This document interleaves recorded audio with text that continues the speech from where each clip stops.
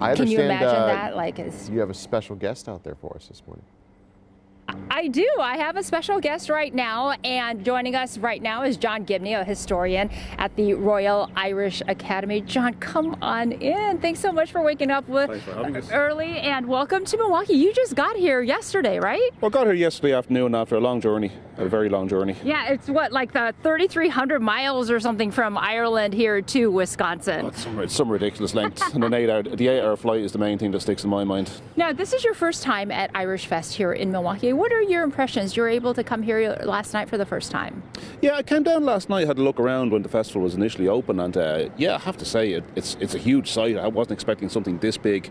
You know, I'm very familiar with Chicago, having lived in Indiana for a while. Never got to Milwaukee, so I'm glad to be here now. But given the diversity of what's on offer here, the scale of the site, and it's a beautiful location by the lakefront here, you know, so I'm looking forward to seeing it in full flight later on this evening. Now, you're with the Royal Irish Academy, which is a very prestigious organization. That means you know a lot of stuff, a lot of history in your head. I mean, what will be some of the information that you'll be sharing with people here at Irish Fest? Because people can come listen to you with your presentation that you have scheduled, a couple this weekend.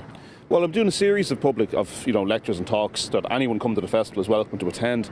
In Ireland at the moment, we're having what's called a decade of centenary, so marking off the 100-year anniversaries of, I suppose, our revolution, the most important outcome of which would have been Irish independence from Britain.